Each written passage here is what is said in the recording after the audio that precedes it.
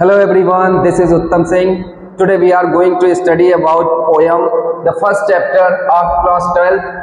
The poem name is My Mother at 66. आज हम ये पोयम पढ़ने वाले हैं। जैसा कि आप लोग देख रहे हैं व्हाइट बोर्ड पे लिखी हुई है। 4 स्टैंजा में डिवाइडेड है आपकी ये पूरी की पूरी पोयम। तो हम सबसे पहले जानेंगे कि ये पोयम किसके द्वारा जो है राइट की गई है। तो इसकी पोएटेस है। पोएटेस कौन है हमारी? इसकी पोएटेस है कमला दास। पोएटेस कौन है? कमला दास। ये कहां से बिलोंग करती हैं? तो ये केरला के मालाबार शहर से बिलोंग करती हैं। और ये पोयम ये बात कब की है? 1934 की। ये बात कब की है?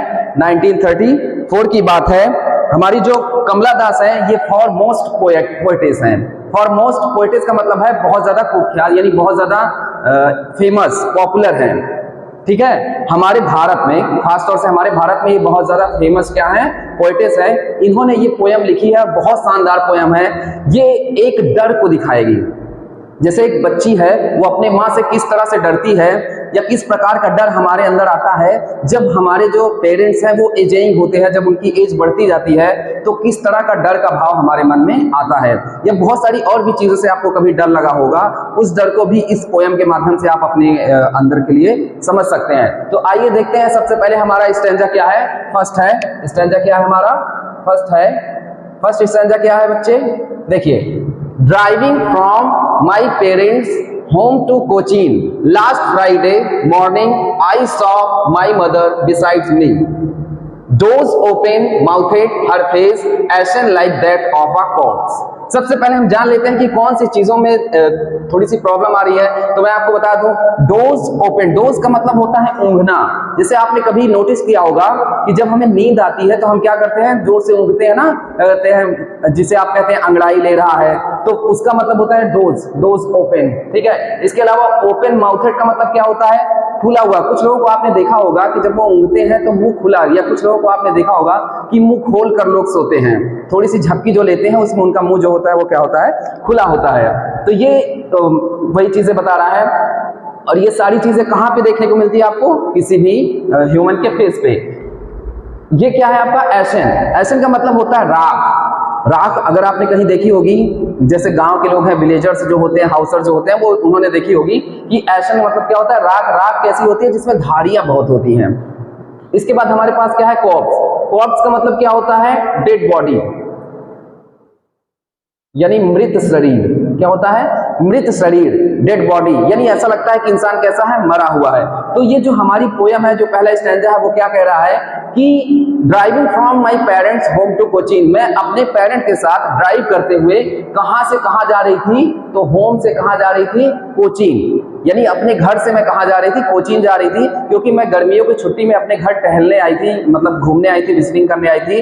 अब मैं वापस कहां जा रही हूँ? कोचीन जा रही हूँ। तब इन्होंने ये पोयम जो है वो लिखी थी। तो कह रही हैं कि मैं अपने पेरेंट्स के साथ, पेरेंट्स में कौन है? उनकी जो है मदर है, पेरेंट्स के साथ, मदर के साथ घर से कहां जा रही है? कोचीन। और ये बात कब की है? लास्ट फ्राइडे की बात है। लास्ट फ्राइडे यानी पिछले शुक्रवार की, यानी जब उन्होंने लिखी होगी तब के शुक्रवार की बात हो रही है, ना कि पिछले शुक्रवार, क्योंकि पिछला शुक्रवार तो आता ही रहता है। ठीक है। और उस शुक्रवार में भी मॉर्निंग के समय की बात है, यानी सुबह की बात है। फ्राइडे को सुबह की बात है कि वो ड्राइविंग करते हुए, गाड़ी चलाते, कार चलाते हुए अपने घर से कहां जा रही है? Cochin. I saw my mother beside me. मैंने अपनी माता को देखा जो मेरे बगल में बैठी है। मैंने अपनी माता को ध्यान से देखा, जो मेरी माता कहां बैठी है? मेरे बगल में बैठी है।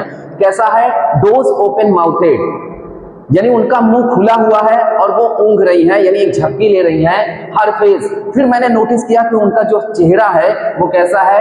एशन like that of a course. ऐसा लग रहा है कि जैसे उनका जो फेस है वो मरा हुआ है, और उनके फेस पर क्या बन गई हैं? झुर्रियां, यानी राख। राख टाइप का हो गया, जैसे मरने के बाद इंसान जो राख बन जाता है, उस तरह का उन्हें एक डर आया कि उनका चेहरा कैसा लग रहा है? जैसे उनका चेहरा अभी ही राख की तरह बन रहा है। बच्चे, अगर आपने फिगर ऑफ स्पीच पढ़ा होगा तो उसमें हमारा जो लाइक या एज से जो कंपैरिजन किया जाता है वो हमारा कौन सा फिगर ऑफ स्पीच होता है? वो सिमिली होता है।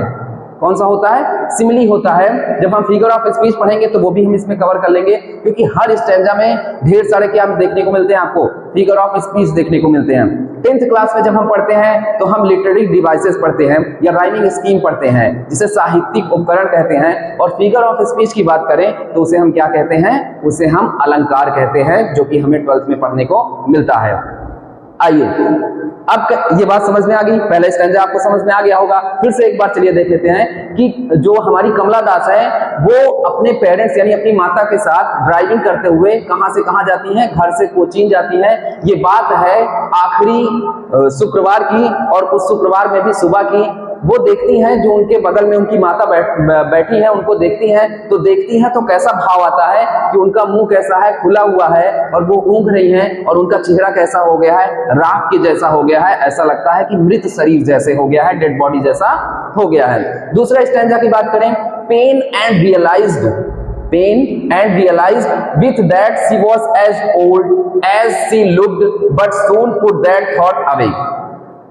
अब उनके मन में अब दर्द तो होगा ना। अब ऐसा लग रहा है कमला दास को कि मेरी माता जो है वो बहुत ज्यादा बूढ़ी हो गई है, उनका शरीर जो है मृत शरीर जैसा दिख रहा है, तो एक दर्द तो आएगी, पीड़ा तो आएगी। तो वो महसूस करती हैं कि that she was as old as she looked, जैसा कि वो देख पा रही हैं उस हिसाब से मेरी जो माता है वो बहुत ज्यादा क्या हो गई है?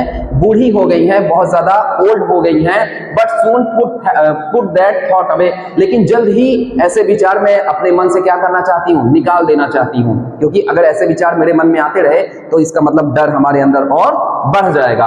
आइए अब तीसरा स्टैंजा देखते हैं, and looked out at young, और दूसरी तरफ मैं देखती हूं तो मुझे सारी चीजें क्या दिखाई देती हैं? यंग दिखाई देती हैं, यानी जवान, हरे भरे दिखाई देते हैं। अगर जैसे कि मेरी माता मेरे बगल में बैठी है, ड्राइव मैं कर रहा हूं, या मान लीजिए कमला दास कर रही हैं, तो जब वो अपनी माता की तरफ देखती हैं तो सारी चीजें निगेटिव दिखती है। निगेटिव देखने का मतलब उनको एक माता उनकी ओल्ड दिख रही है, एक मन में पेन हो रहा है, दर्द हो रहा है, पीड़ा हो रहा है, रियलाइज कर रही है तो बहुत ज्यादा बुरा फील हो रहा है ना। तो उस थॉट को दूर भगाने के लिए वो क्या देखती हैं? अपने दूसरे साइड देखती हैं तो सारी चीजें क्या दिखाई देती हैं?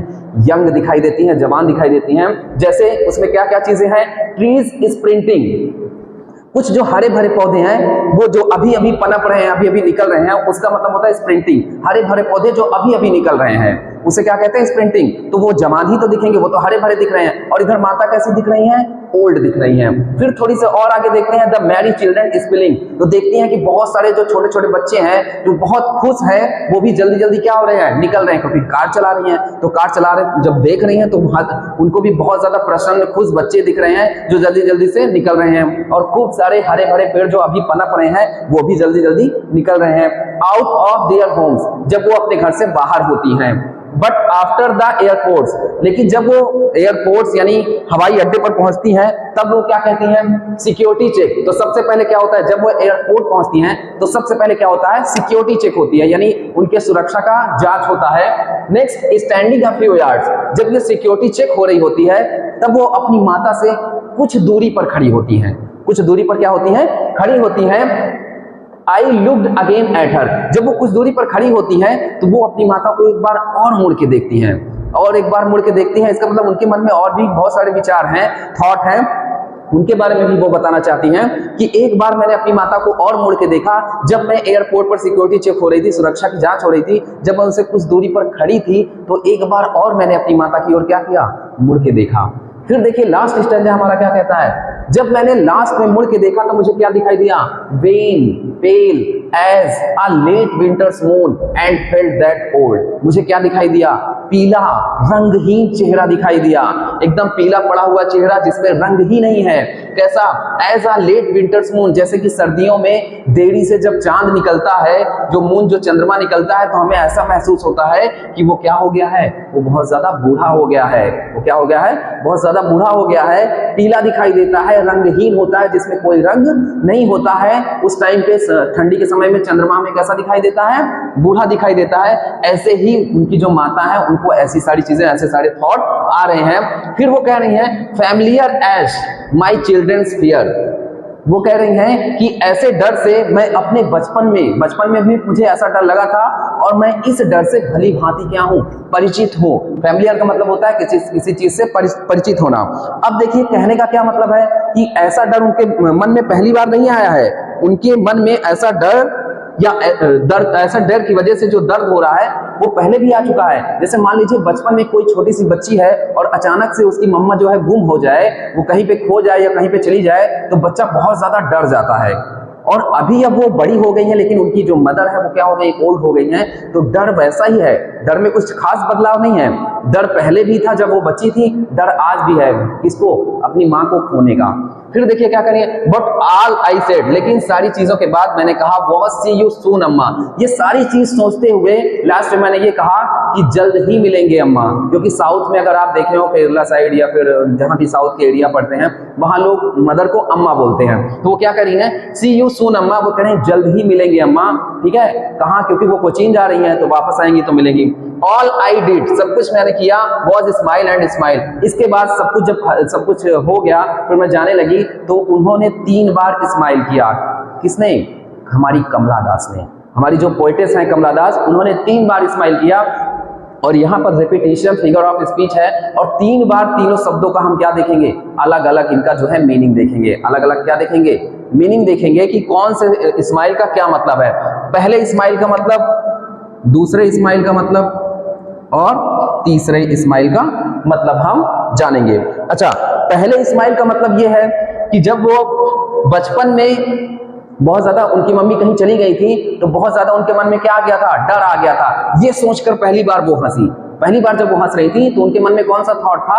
ये थॉट था कि मेरी मम्मी खो गई थी, तो उस समय मुझे कैसा डर लगा था। दूसरी बार जो वो स्माइल कर रही है, तो वो अपने आप को स्ट्रांग दिखा रही है कि नहीं नहीं, ऐसा कुछ नहीं होता है, मेरी माता जो है वो बूढ़ी हो गई है तो क्या हुआ, लेकिन ऐसा कुछ नहीं होगा, वो अभी ठीक है, अभी सब कुछ ठीक है, इतनी भी ज्यादा बूढ़ी नहीं हुई है।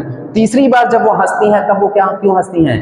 तब वो इसलिए हंसती हैं, ये अपने आप को समझाने के लिए हंसती हैं कि मैं जब भी वापस आऊंगी कोचीन से, तब मैं नेक्स्ट टाइम अपनी माता से जरूर मिल पाऊंगी, तब तक मेरी माता को कुछ नहीं होगा। जहां आई होप कि आपको इन तीनों स्माइल का मतलब समझ में आया होगा, और आई होप कि आप ये 4 स्टैंजा को बहुत बेहतर तरीके से समझ पाए होंगे। और इन्हीं स्टैंजा में से आपको क्वेश्चन मिलते हैं एग्जाम में। एग्जाम में इसी पे बेस्ड आपको 2 या 3 क्वेश्चन मिलते हैं, और उसका आंसर हमें देना होता है। अगर आप पोएम की सारी चीजें अच्छे से समझ जाएंगे, तो आप बहुत अच्छे से इसके जो आंसर है वो दे सकते हैं। आंसर देने के लिए हमें किसकी जरूरत होती है? ग्रामर की। ग्रामर के क्यों? क्योंकि हमें एक सेंटेंस लिखना होता है, और सेंटेंस में बहुत सारी चीजें पढ़नी होती हैं, तो उसके लिए तो हमें कोई टेंशन है ही नहीं, क्योंकि वो तो हम आगे पढ़ने ही वाले हैं। लेकिन ये पोएम जो है वो आपने बहुत अच्छे से समझी होगी, क्योंकि आई होप मैंने जो भी आपको पढ़ाया बहुत अच्छे से पढ़ाया। और एक बार वीडियो को पॉज करके देखिए, अपनी जो है कॉपी में, नोटबुक में इसे नोट करके देखिए, मीनिंग को समझने का जो है प्रयास कीजिए। सारी चीजें आप बारी बारी से पढ़िए, आपको बहुत अच्छे से समझ में आएगी। अब हमारा क्या है? अब हमारा है सेंट्रल आइडिया, और जैसा कि मैंने आपको बताया फिगर ऑफ स्पीच भी है। अच्छा, सेंट्रल आइडिया में सेल्फ आइडिया लिखना आप सीख जाएंगे धीरे धीरे मेरे साथ। सेंट्रल आइडिया और स्टैंजा बेस्ड क्वेश्चन भी करेंगे, सारी चीजें करेंगे। फिलहाल के लिए हम इस वीडियो को यहाँ तक ही रखते हैं, फिर हम अगले वीडियो में मिलते हैं नेक्स्ट चैप्टर के साथ। और वो हमारा चैप्टर कौन सा होगा? वो चैप्टर होगा हमारा लॉस्ट स्प्रिंग, जो हमारा एनीस जंग द्वारा लिखा गया है। एनीस जंग जो है हमारी ऑथर हैं, ऑथरेस हैं, उन्होंने इस चैप्टर को लिखा है, बच्चों को ऑब्जर्व किया है। नेक्स्ट चैप्टर हम मिलेंगे इसको पढ़ने के लिए, तब तक आप अपनी तैयारी पूरी रखिए। ठीक है, टाटा बाय बाय, मिलते हैं नेक्स्ट वीडियो में। कमेंट करें, लाइक करें, शेयर करें, बाय बाय।